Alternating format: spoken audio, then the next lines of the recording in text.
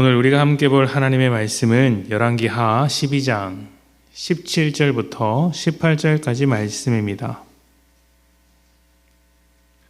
열왕기하 12장 17절부터 18절까지 말씀 제가 봉독하겠습니다. 17절입니다. 그때 아람 왕 하사엘이 올라와서 가드를 쳐서 점령하고 예루살렘을 향하여 올라오고자 하므로 유다의 왕 요아스가 그의 조상들 유다 왕 여호사밧과 여호람과 아시아가 구별하여 드린 모든 성물과 자기가 구별하여 드린 성물과 여호와의 성전 곳간과 왕궁에 있는 금을 다 가져다가 아람 왕 하사엘에게 보냈더니 하사엘이 예루살렘에서 떠나갔더라. 아멘. 남유다의 왕이 죽고 나서 아달랴라는 여왕이 왕권을 잡기 시작했습니다. 그리고 그때부터 왕의 자손을 모조리 죽였습니다. 그때 아하시아의 아들 요아스도 죽을 뻔했지만 대제사장 여호야다의 지혜로 살아남을 수 있었습니다. 그렇게 대제사장 밑에서 6년을 성전에서 숨어 지내며 몸을 지켰고 7살이 되던 날 여호야다의 지원 아래 왕위에 올라갈 수 있었습니다. 그리고 나서 23년이 흘렀는데요. 이제 요아스의 나이가 30살이 되었습니다. 이 기간 동안 이 30살이 되기까지 어떤 일이 있었는지 자세히 알 수는 없지만 몇 가지 힌트를 찾아볼 수 있습니다. 아달랴가 통치할 때 아달랴의 아들들이 바알에게 바치기 위한 이렇게 물건을 갖기 위해서 성전을 파괴했고 또 성전 안에 있는 물건을 가져간 일이 있었습니다. 그리고 아마 그 상태로 파괴된 그 상태로 오랫동안 방치했던 것 같습니다.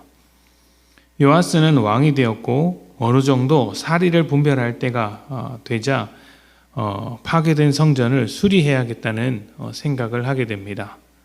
문제는 성전을 수리하라고 지시한 제사장 무리가 말을 듣지 않는 것입니다.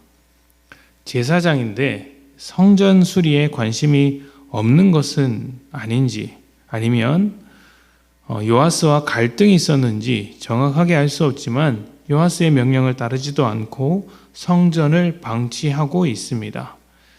성전이 이렇게 방치되어 있고 파괴되어 있는 것에 대한 심각성을 전혀 느끼지 못하고 있는 것이죠. 그렇게 파괴된 성전이라면 과연 성전으로서의 기능은 잘 할 수 있었을까요? 성전은 하나님께 제사하는 장소이면서 어려움이 찾아왔을 때, 위기가 찾아왔을 때 기도하는 곳입니다. 물론 어디서든지 기도할 수 있지만 하나님은 성전이 지어질 때 너희가 여기에서 기도하면 내가 응답해 주겠다라고 약속하신 장소이기도 하죠. 상징적인 장소입니다. 그런데 오늘 말씀을 보면 조금 이상합니다. 아람 왕 하사엘이 쳐들어오고 있는 중에 유다의 왕 요아스는 기도했다, 하나님께 구했다라는 말이 없습니다. 하나님께 도움을 구하지 않습니다. 대신 성전에 있는 금을 다 끌어다가 하사엘에게 바쳤습니다. 아달랴의 아들들이 했던 것처럼 성전에 있는 것들을 파괴하고 성전에 있는 기물들을 모아서 하사엘에게 바침으로써 위기를 극복한 것이죠. 성전이 있으나 없는 것과 같은 상황인 것입니다. 왜 이런 일이 벌어졌을까요? 성경은 요아스에 대해서 이렇게 이야기를 합니다. 12장 2절과 3절인데요. 요아스는 제사장 여호야다가 그를 교훈하는 모든 날 동안에는 여호와 보시기에 정직히 행하였으되 다만 산당들을 제거하지 아니하였으므로 백성이 여전히 산당에서 제사하며 분향하였더라. 아멘. 제사장에게 말씀을 듣는 동안은 정직하게 살았으나 산당을 제거하지는 않았다라고 이야기합니다. 산당은 우상을 섬기는 곳입니다. 백성들이 산당에서 우상을 섬기는데도 그것을 고치거나 개혁할 마음이 없었다는 것이죠.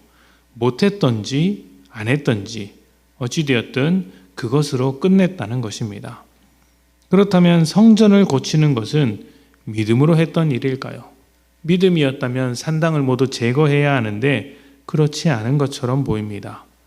믿음으로 성전을 고치는 왕이 정작 백성들이 우상을 섬기는 것을 두고만 볼 리가 없습니다. 분명 성전을 고치고자 했던 일은 잘한 것이지만 하나님의 뜻을 따르기보다 어떤 정치적인 입장에서 내린 결정이라고 볼 수도 있겠죠. 제사장들도 마찬가지입니다.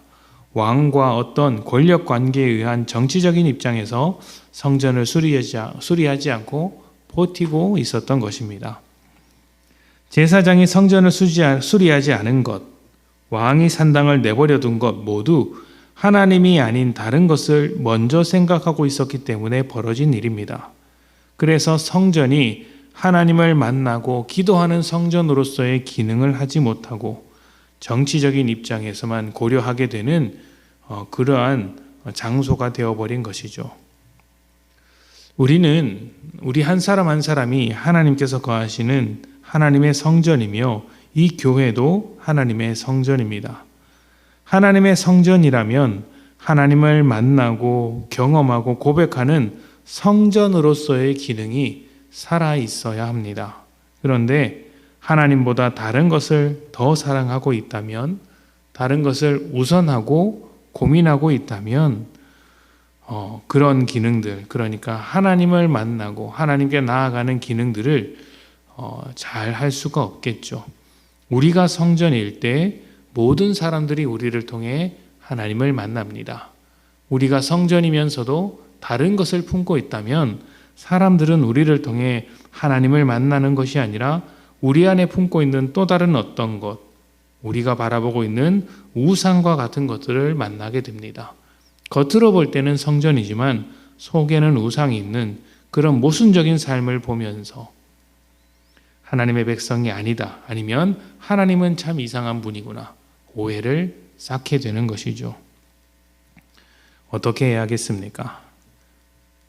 하나님 앞에 서기 전에, 또 사람들 앞에 서기 전에 우리가 성전으로서의 역할을 감당하고 있다는 것을 기억하며 우리 안에 있는 우상을 정결하게 하고 최우선적으로 하나님을 생각하는 것이 필요합니다.